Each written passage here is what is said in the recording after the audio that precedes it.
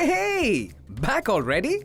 Well, as promised, today we're gonna start showing you how to construct an XSD in detail. We're gonna get right to the point too. None of this talking your ear off stuff. Oh wait, there's one more thing I meant to tell you. So yesterday, I was hanging out with my friends at this really cool coffee shop, and then I noticed my mum was there too. Ooh, and then there was this really cool Nike store with these Jordans right on display, and I wanted them so bad, I just guilt-tripped my mum into buying them for me and two of my buddies!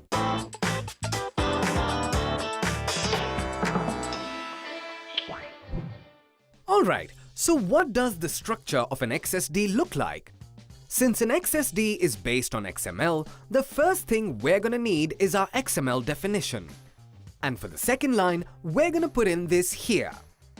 This is the namespace. It's where we say where we're getting our schema, elements, and data types from. It's actually a link to a page on the website of the World Wide Web Consortium, or W3. And remember that we're gonna need to close this schema tag at the end of the document too. The XS after the colon tells us that we need to write XS in front of any elements that we use for the XSD. It's also important to remember that every tag that we open up in XSD after we put our definition in has to be closed again. So, just like in XML. You also need to make sure that all elements are nested correctly. Okay now, moving right along. Alright, so what do these tags look like now? The purpose of XSD is to define which tags we can use in XML, how often we can use them, and what they're called. For a given tag in XML, we use XS:"element for the tag in XSD. So if we open one of these elements in XSD, we also have to open a tag in that spot in XML. Now if the tag doesn't include any other elements but just contains like a value, you can go ahead and close the element right away.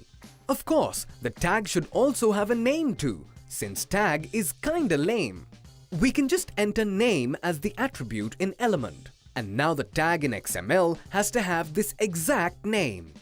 We can also define a data type here. And then value in the tag has to correspond to this data type.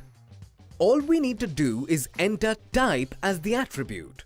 In XSD, these include string for character sequences, integer for whole numbers, and time for, well, times. Of course, there's a ton of other ones too. Now the value in the XML tag has to belong to the data type defined in the XSD, and you can bet that there are a lot more attributes we can put in element. But we'll look at those in another video. For now, just remember that XS:"element is what you use to define a tag in XML. You can name it using the attribute name, and the attribute type allows you to define the data type that the value inside the tag has to belong to. So now that that's all crystal clear, let's keep going.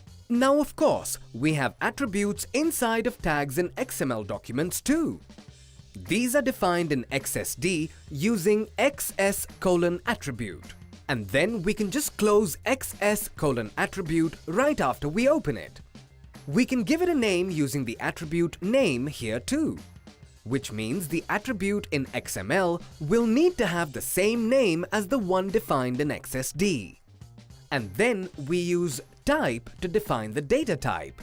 And the value of the XML attribute will then have to correspond to the data type in XSD.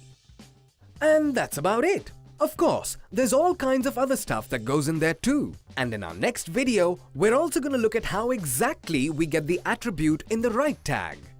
For now, just remember that attributes are defined in XSD using XS:"attribute. Whoa! Look at the time! I gotta get my nails I gotta go to the gym. Anyway, today we saw how easy it is to define attributes and tags in XSD. But we can't do all that much with this, so go ahead and click on the next video. We'll show you how to define whole documents.